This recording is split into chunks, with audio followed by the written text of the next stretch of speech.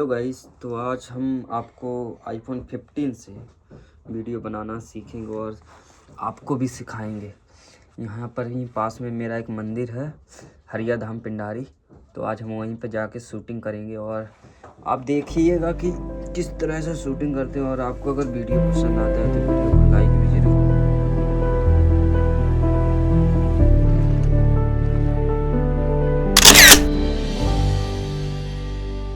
So you might be new to filming on an iPhone and are wondering how in the world can I make my videos look better? And I get it, as a beginner, it might be overwhelming. I've been there too because you're not sure where to start. Well, how about starting with these 5 super easy hacks I'm about to show you that will take your B-roll from looking boring as hell to creative in no time. That's right, we will make it happen with just an iPhone without any additional accessories. I will film everything handheld and show examples of how a beginner would do it and then how an experienced person would film the same shot. So get your iPhone ready and let's start. Boom!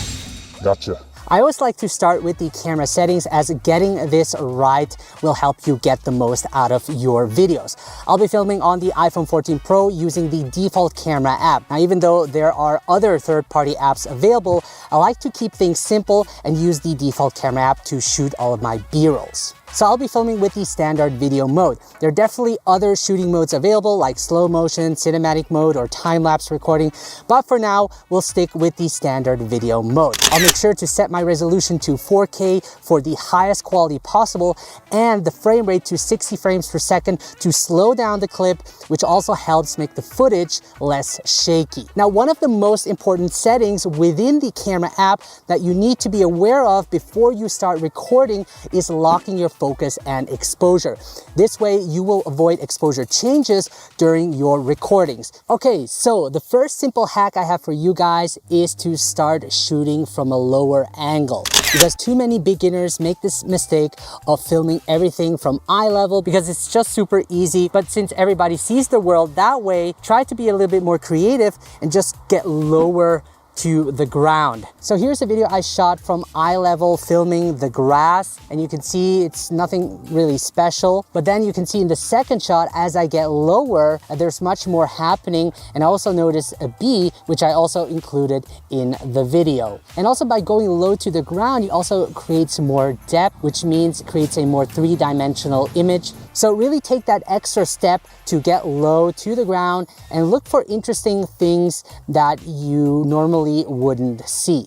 So the next simple hack I have for you guys is to use precise camera movements. So what most beginners do is they just whip up the camera and start moving the camera in all directions. And you want to avoid that. You want to focus on just one direction. It could either be a slide shot or a push-in shot or an orbit shot. And just by having your camera move in one direction makes a huge difference and will make your videos look more professional. So here's an example of how a beginner would add camera movement to their video.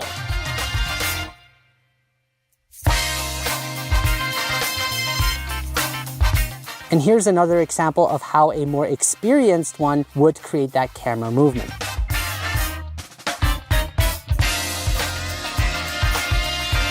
And something else to keep in mind is, in order to keep your camera movement as smooth as possible, it's also a good idea to move in a constant speed. Because if you start speeding up and slowing down constantly, your viewers will feel dizzy. So just keep that in mind.